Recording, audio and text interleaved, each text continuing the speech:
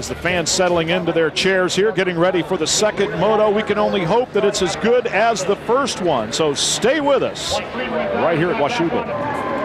Carmichael's going to have to go bold here as the closing laps are upon us. And James Stewart is just in front of him.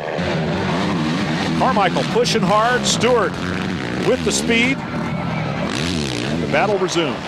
This is for the overall. Both of these guys know that.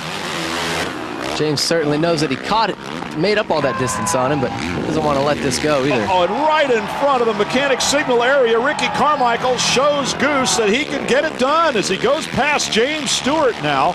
Indeed, 1-1 for Carmichael will give him the overall, but a 2-1 for James Stewart would give the number 7 rider that overall win. Carmichael in front right now with Stewart trying to figure out a way to get back around him. These two had such a good battle in Moto number 1. Certainly Stewart will have learned something. Carmichael getting a little bit better brakes in traffic. Let's see if it happens again, and that's partly why Carmichael must have gone by. James Stewart pushing him hard once again.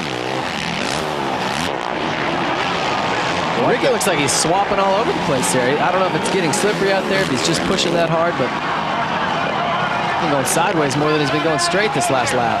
Sideways again on the uphill section here. James Stewart right behind him trying to capitalize. They go side by side over the jump. The next turn's a left-hander. Stewart can't make it work. That was the Bubba scrub right there, in case you were wondering. James didn't even get any air off that jump, and he hit it faster than Ricky did. Somehow Carmichael managed to stay in front of him.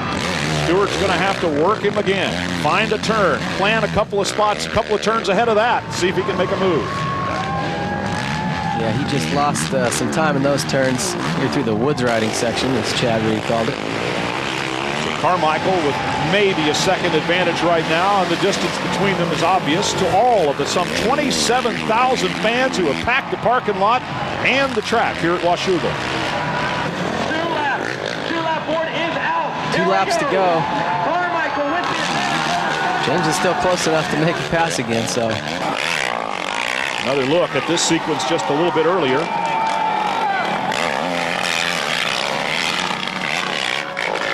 Ricky just squared it up and went aside of him and blocked his line.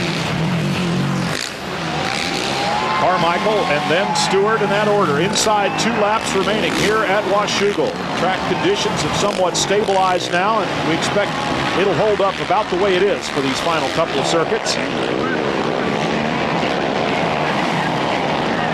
Roger DeCoster there signaling to Carmichael. I think he was signaling to that lap rider to get the heck out of the way. Well, whatever happened, it worked. Oh!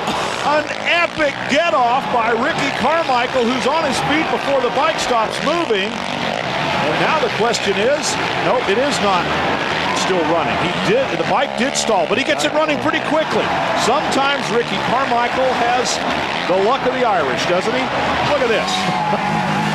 Oh, that looked like freestyle. He's like a yard dart. That was the flying no-handed Superman get-off dismount. They'll come up with a name for that one. It is epic. You see his front wheel it pushed on that hard, slick dirt, and he had the bar turned, and when he grabbed that sticky dirt, when it hit that again, it just locked the bars up and spit him over the front. And what a tough piece of leather is Ricky Carmichael. Hits the ground flat on his belly from 10 feet in the air, and he's up and running before the bike even quits moving. So the final lap now for James Stewart and the checkered flag. He gets handed a certain amount of good fortune, but a lot of us, including me, are going to say that James Stewart had him covered here in Moto 2.